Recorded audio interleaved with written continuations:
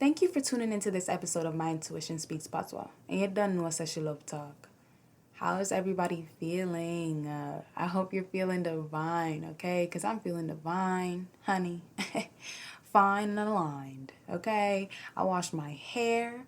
And if you know what it feels like to have freshly washed locks, you already know what's tea.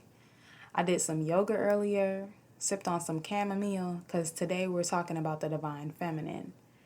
These past few weeks, I don't know about y'all, but I've been learning a lot. I'm learning every day, and I don't search for these lessons. They just reveal themselves to me, because I remain open. And I've come to a point in my journey where I've been using interactions as a mirror towards myself. I found it more important to evaluate my emotions before I come to a decision and execute that decision, whether I decide to inform the other party or not. Now, for example, I blocked somebody I used to think was important in my life mid-conversation the other day. And rightfully so, okay? Because she tried me, and I don't try back. I just do. And it's just funny to me because one of my homeboys tried to prank me the other day, acting like an old dude I used to mess with or something like that. But it didn't make any sense because I blocked all of them. So I was just confused. So I blocked him after he sent me like a third message. And I didn't even let that man enjoy himself and his little trick because I do not let people play on my phone. And I have a partner. So what we're not going to do is disrespect my man.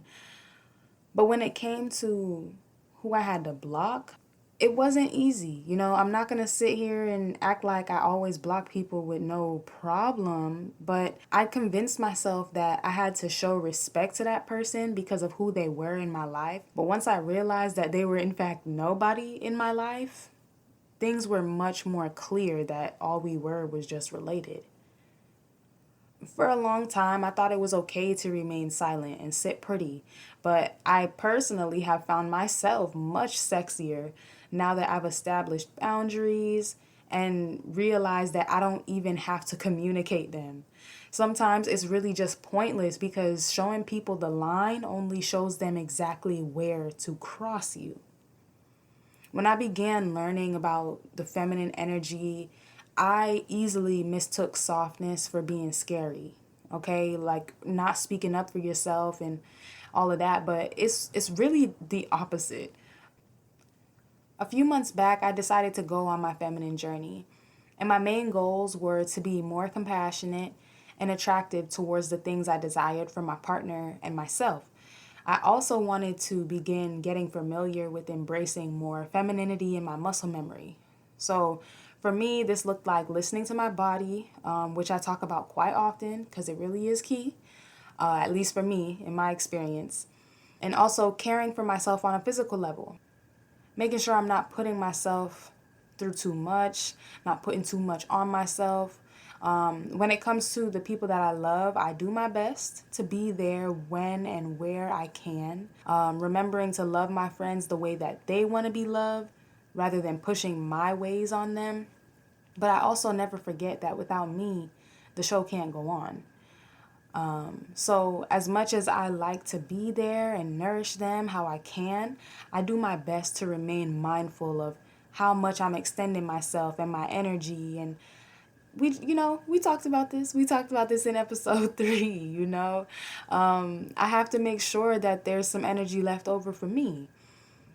It's far more attractive to implement boundaries and stillness, whether that's physically, spiritually, sweetie, all the alleys, because remaining receptive is a big deal. It's what the feminine energy is all about. When somebody tell you that you look good, say thank you.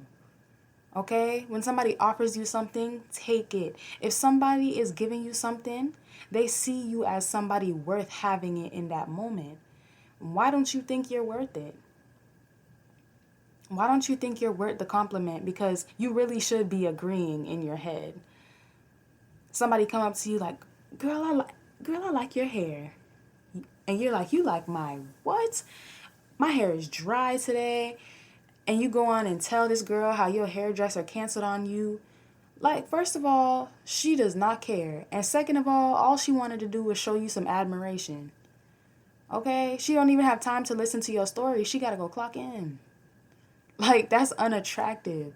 That's how the things that you desire look at you. You're asking for a new partner, but you're not a sacred space to be in. You want a new car, but you can't even treat the putt-putt right. Like, sweetie, why would what you want to be around you?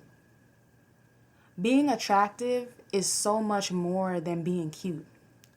It's about your aura, the way you make people feel when they're around you, all that, you know? So, you want to talk about something? Let's talk about getting out of your feelings and into your bag.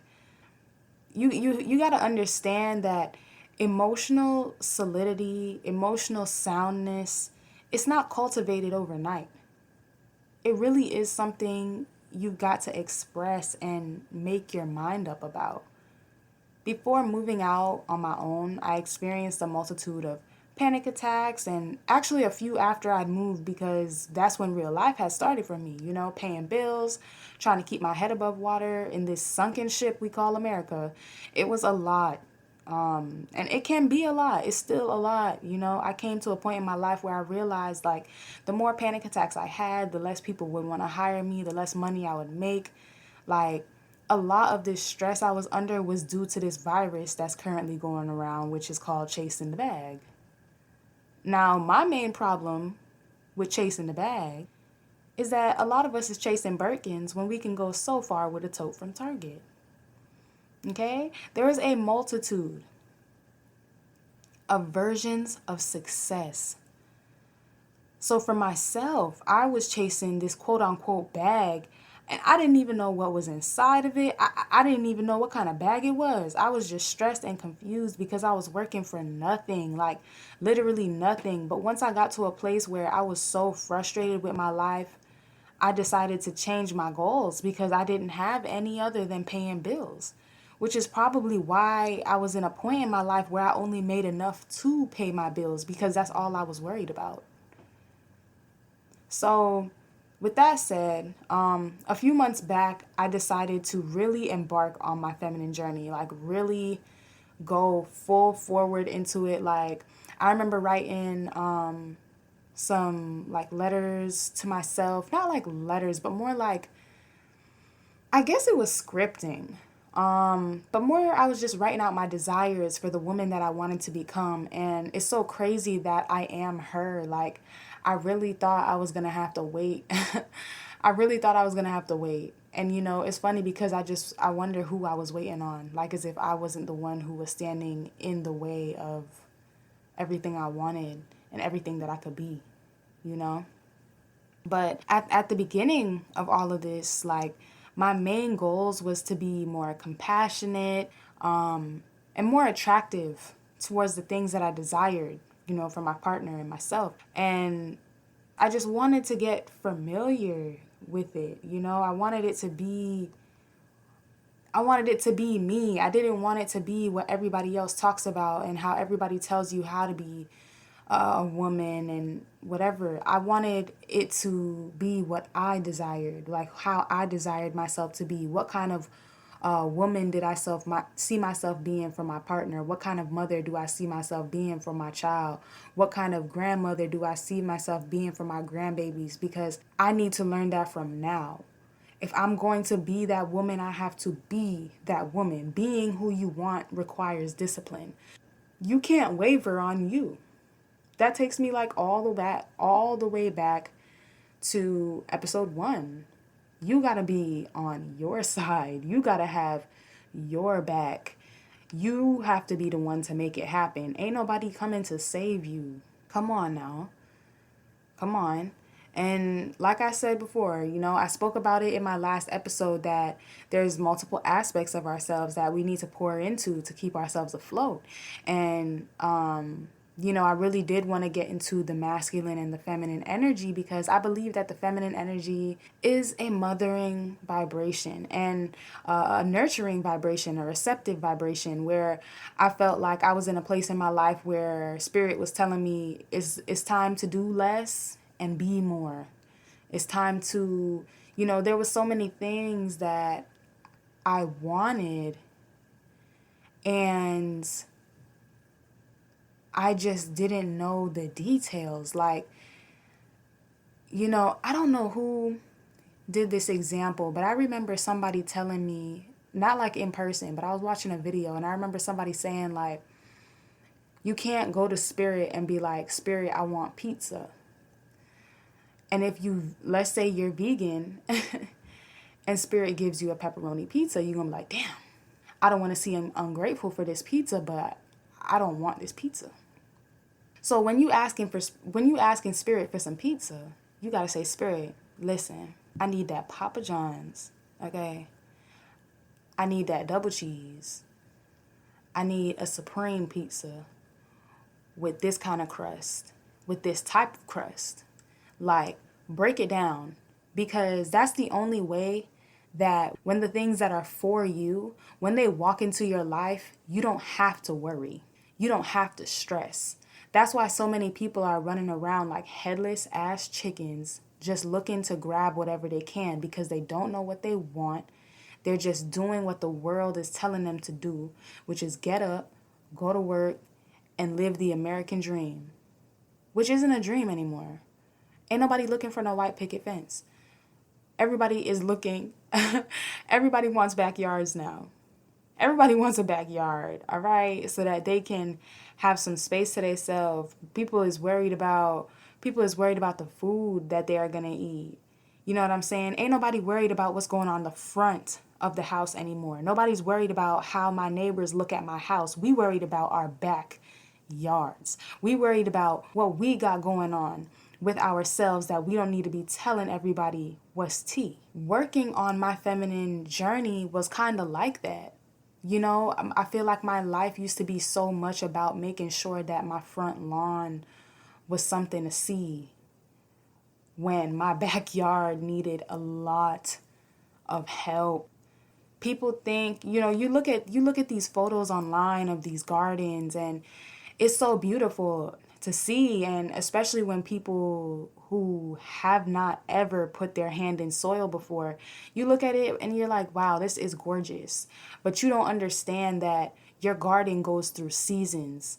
And there's times where you have to completely take out all the soil. Like there's times you can't even use the same soil. You got to go all the way down.